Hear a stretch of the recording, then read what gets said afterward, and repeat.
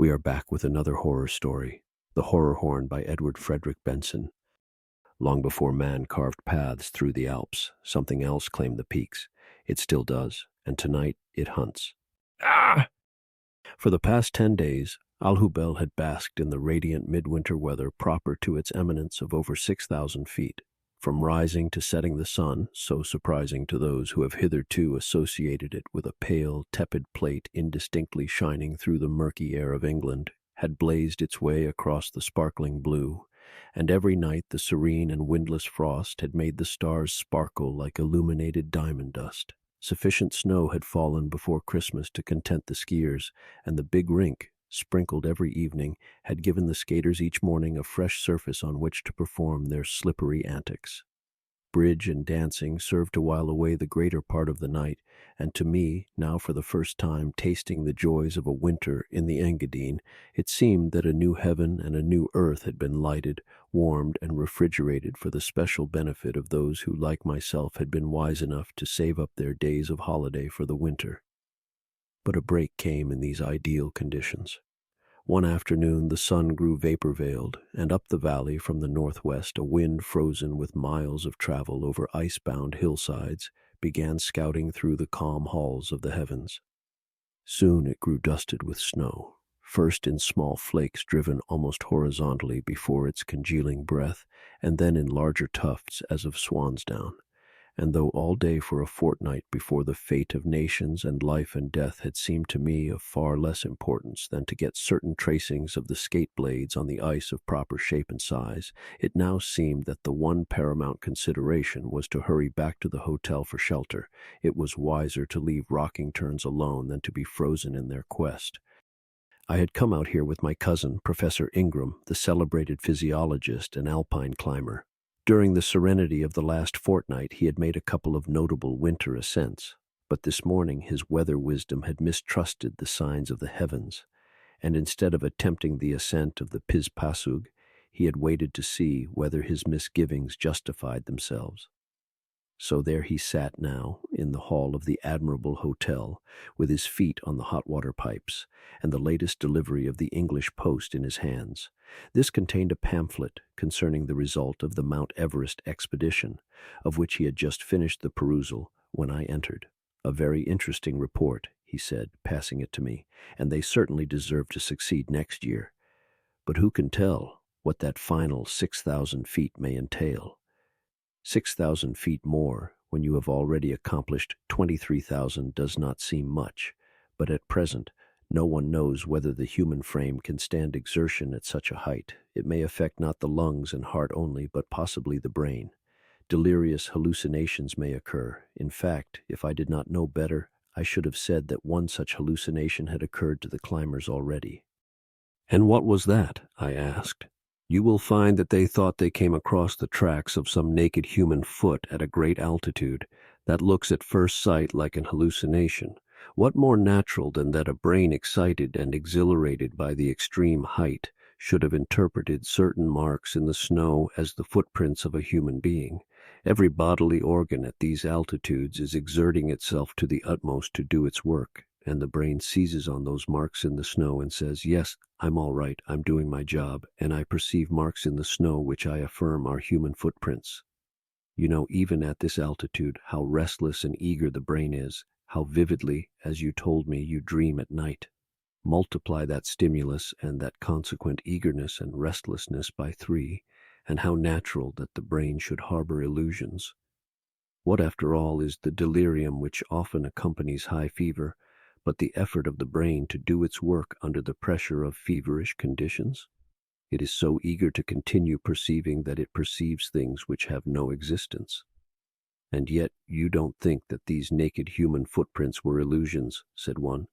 "You told me you would have thought so if you had not known better." He shifted in his chair and looked out of the window a moment. The air was thick with 2 Cs now, with the density of the big snowflakes that were driven along by the squealing northwest gale. "Quite so," he said.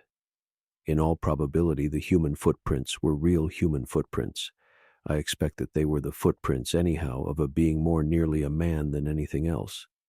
My reason for saying so is that I know such beings exist. I have even seen quite near at hand, and I assure you I did not wish to be nearer in spite of my intense curiosity. The creature, shall we say, which would make such footprints. And if the snow was not so dense, I could show you the place where I saw him. He pointed straight out of the window, where across the valley lies the huge tower of the Ungehauerhorn, with the carved pinnacle of rock at the top like some gigantic rhinoceros horn. On one side only, as I knew, was the mountain practicable, and that for none but the finest climbers. On the other three, a succession of ledges and precipices rendered it unscalable. 2,000 feet of sheer rock form the tower. Below are 500 feet of fallen boulders, up to the edge of which grow dense woods of larch and pine. Upon the Ungehauerhorn? I asked. Yes. Up till 20 years ago it had never been ascended, and I, like several others, spent a lot of time in trying to find a route up it. My guide and I sometimes spent 3 nights together at the hut beside the Blumen Glacier, prowling round it, and it was by luck really that we found the route, for the mountain looks even more impracticable from the far side than it does from this. But one day, we found a long transverse fissure in the side which led to a negotiable ledge. Then there came a slanting ice couloir, which you could not see till you got to the foot of it. However, I need not go into that. The big room where we sat was filling up with cheerful groups driven indoors by this sudden gale and snowfall, and the cackle of merry tongues grew loud. The band, too, that invariable appanage of tea-time at Swiss resorts, had begun to tune up for the usual potpourri from the works of Puccini. Next moment, the sugary, sentimental melodies began. "Strange contrast," said Ingram. "Here are we sitting warm and cozy, our ears pleasantly tickled with these little baby tunes, and outside is the great storm growing more violent every moment and swirling round the austere cliffs of the Ungehauerhorn, the horror-horn, as indeed it was to me. I want to hear all about it," I said. "Every detail. Make a short story long if it's short. I want to know why it's your horror-horn." Well, Shanton and I, he was my guide, used to spend days prowling about the cliffs, making a little progress on one side and then being stopped, and gaining perhaps 500 feet on another side and then being confronted by some insuperable obstacle, till the day when by luck we found the route. Shanton never liked the job, for some reason that I could not fathom. It was not because of the difficulty or danger of the climbing, for he was the most fearless man I have ever met when dealing with rocks and ice, but he was always insistent that we should get off the mountain and back to the Blumen hut before sunset. He was scarcely easy even when we had got back to shelter and locked and barred the door, and I well remember one night when, as we ate our supper, we heard some animal, a wolf probably, howling somewhere out in the night. A positive panic seized him, and I don't think he closed his eyes till morning. It struck me then that there might be some grisly legend about the mountain, connected possibly with its name, and next day I asked him why the peak was called the Horror-horn. He put the question off at first and said that, like the Schreckhorn, its name was due to its precipices and falling stones. But when I pressed him further, he acknowledged that there was a legend about it, which his father had told him. There were creatures, so it was supposed, that lived in its caves, things human in shape, and covered except for the face and hands with long black hair. They were dwarfs in size, 4 feet high or thereabouts, but of prodigious strength and agility, remnants of some wild primeval race. It seemed that they were still in an upward stage of evolution, or so I guessed, for the story ran that sometimes girls had been carried off by them, not as prey, and not for any such fate as for those captured by cannibals, but to be bred from. Young men also had been diddled by them, to be mated with the females of their tribe. All this looked as if the creatures, as I said, were tending towards humanity. But naturally, I did not believe a word of it, as applied to the conditions of the present day. Centuries ago, conceivably, there may have been such beings, and with the extraordinary tenacity of tradition, the news of this had been handed down and was still current round the hearths of the peasants. As for their numbers, Shanton told me that 3 had been once seen together by a man who, owing to his swiftness on skis, had escaped to tell the tale. This man, he averred, was no other than his grandfather, who had been benighted one winter evening as he passed through the dense woods below the Ungehauerhorn, and Shanton supposed that they had been driven down to these lower altitudes in search of food during severe winter weather, for otherwise the recorded sights of them had always taken place among the rocks of the peak itself. They had pursued his grandfather, then a young man, at an extraordinarily swift canter, running sometimes upright as men run, sometimes on all fours in the manner of beasts, and their howls were just such as that we had heard that night in the Bloomin' Hut. Such at any rate was the story Shanton told me, and like you, I regarded it as the very moonshine of superstition. But the very next day I had reason to reconsider my judgment about it. It was on that day that after a week of exploration, we hit on the only route at present known to the top of our peak. We started as soon as there was light enough to climb by, for, as you may guess, on very difficult rocks it is impossible to climb by lantern or moonlight. We hit on the long fissure I have spoken of. We explored the ledge which from below seemed to end in nothingness, and with an hour's step-cutting ascended the couloir which led upwards from it. From there onwards it was a rock climb, certainly of considerable difficulty, but with no heartbreaking discoveries ahead, and it was about 9 in the morning that we stood on the top. We did not wait there long, for that side of the mountain is raked by falling stones loosened, when the sun grows hot, from the ice that holds them, and we made haste to pass the ledge where the falls are most frequent. After that, there was the long fissure to descend, a matter of no great difficulty, and we were at the end of our work by midday, both of us, as you may imagine, in the state of the highest elation. A long and tiresome scramble among the huge boulders at the foot of the cliff then lay before us. Here the hillside is very porous, and great caves extend far into the mountain. We had unroped at the base of the fissure, and were picking our way as seemed good to either of us among these fallen rocks, many of them bigger than an ordinary house, when, on coming round the corner of one of these, I saw that which made it clear that the stories Shanton had told me, were no figment of traditional superstition. Not 20 yards in front of me lay one of the beings of which he had spoken. There it sprawled naked and basking on its back with face turned up to the sun, which its narrow eyes regarded unwinking. In form it was completely human, but the growth of hair that covered limbs and trunk alike almost completely hid the sun-tanned skin beneath. But its face, save for the down on its cheeks and chin, was hairless, and I looked on a countenance the sensual and malevolent bestiality of which froze me with horror. Had the creature been an animal, one would have felt scarcely a shudder at the gross animalism of it. The horror lay in the fact that it was a man. There lay by it a couple of gnawed bones, and its meal finished, it was lazily licking its protuberant lips, from which came a purring murmur of content. With one hand it scratched the thick hair on its belly. In the other it held one of these bones, which presently split in half beneath the pressure of its finger and thumb. But my horror was not based on the information of what happened to those men whom these creatures caught. It was due only to my proximity to a thing so human and so infernal.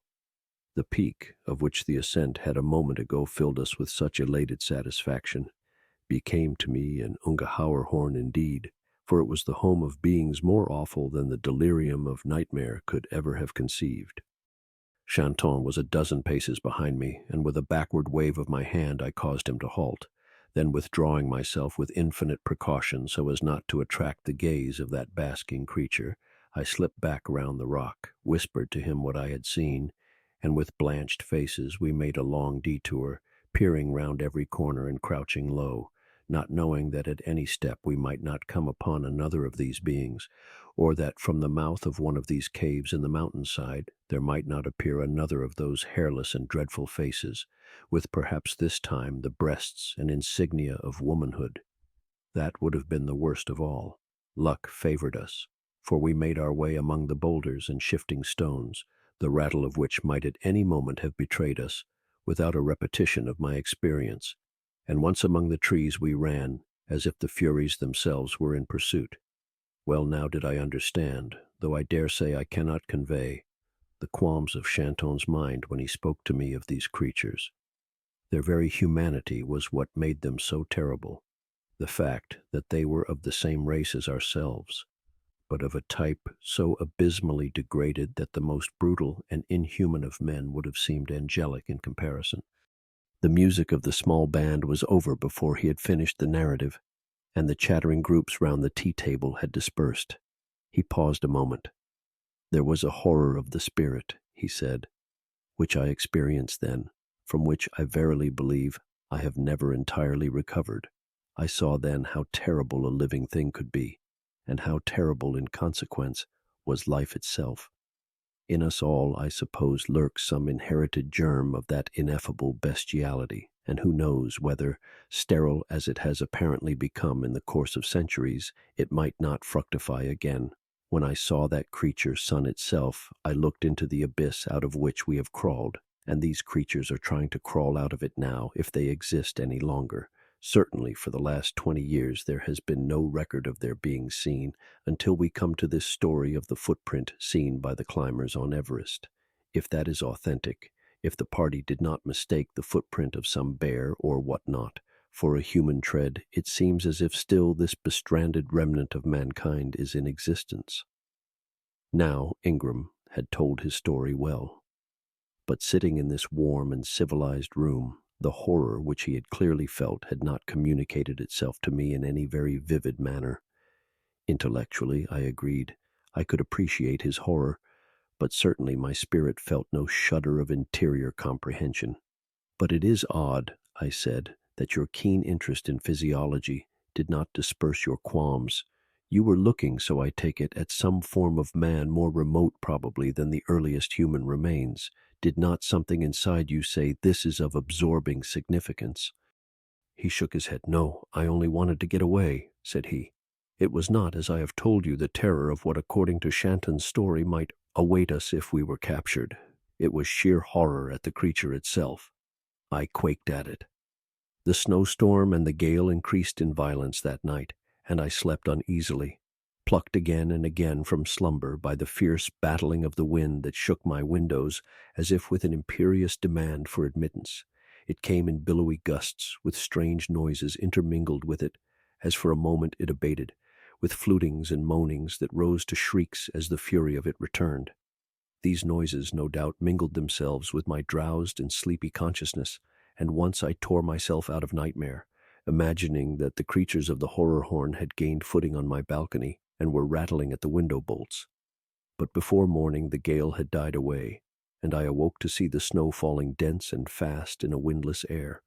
For 3 days it continued without intermission, and with its cessation there came a frost such as I have never felt before. 50 degrees were registered one night, and more the next, and what the cold must have been on the cliffs of the Ungehauerborn I cannot imagine.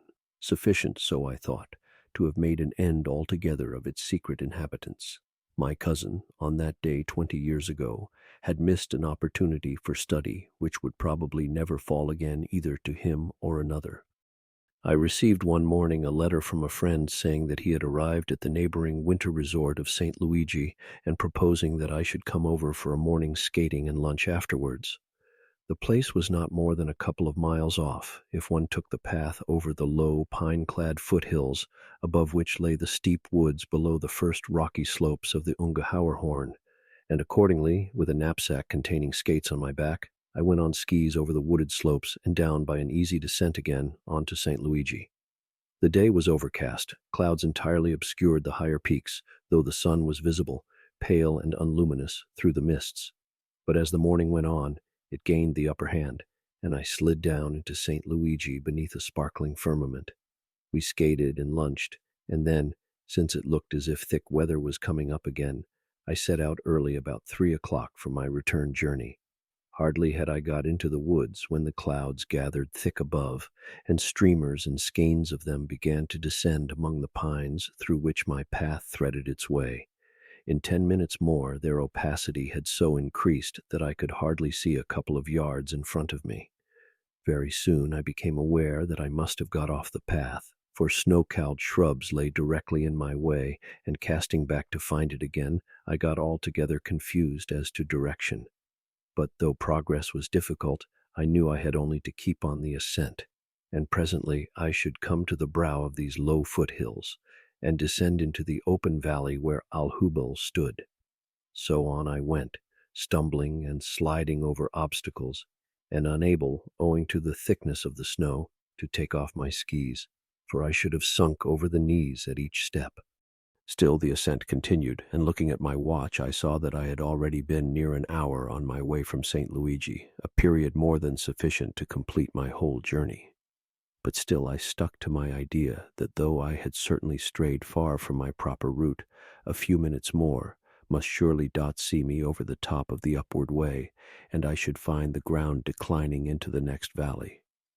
About now, too, I noticed that the mists were growing suffused with rose color, and though the inference was that it must be close on sunset, there was consolation in the fact that they were there and might lift at any moment and disclose to me my whereabouts. But the fact that night would soon be on me made it needful to bar my mind against that despair of loneliness which so eats out the heart of a man who is lost in woods or on mountainside, that, though still there is plenty of vigor in his limbs, his nervous force is sapped, and he can do no more than lie down and abandon himself to whatever fate may await him. And then I heard that which made the thought of loneliness seem bliss indeed, for there was a worse fate than loneliness. What I heard resembled the howl of a wolf, and it came from not far in front of me, where the ridge, was it a ridge, still rose higher in vestment of pines. From behind me came a sudden puff of wind, which shook the frozen snow from the drooping pine branches, and swept away the mists as a broom sweeps the dust from the floor. Radiant above me were the unclouded skies, already charged with the red of the sunset, and in front I saw that I had come to the very edge of the wood through which I had wandered so long. But it was no valley into which I had penetrated, for there right ahead of me rose the steep slope of boulders and rocks soaring upwards to the foot of the Horn. What, then, was that cry of a wolf which had made my heart stand still? I saw not 20 yards from me was a fallen tree, and leaning against the trunk of it was one of the denizens of the Horn, and it was a woman. She was enveloped in a thick growth of hair, gray and tufted, and from her head it streamed down over her shoulders and her bosom, from which hung withered and pendulous breasts. And looking on her face, I comprehended not with my mind alone, but with a shudder of my spirit, what Ingram had felt. Never had nightmare fashioned so terrible a countenance. The beauty of sun and stars and of the beasts of the field and the kindly race of men could not atone for so hellish an incarnation of the spirit of life. A fathomless bestiality modeled the slavering mouth and the narrow eyes. I looked into the abyss itself, and knew that out of that abyss on the edge of which I leaned, the generations of men had climbed. What if that ledge crumbled in front of me and pitched me headlong into its nethermost depths?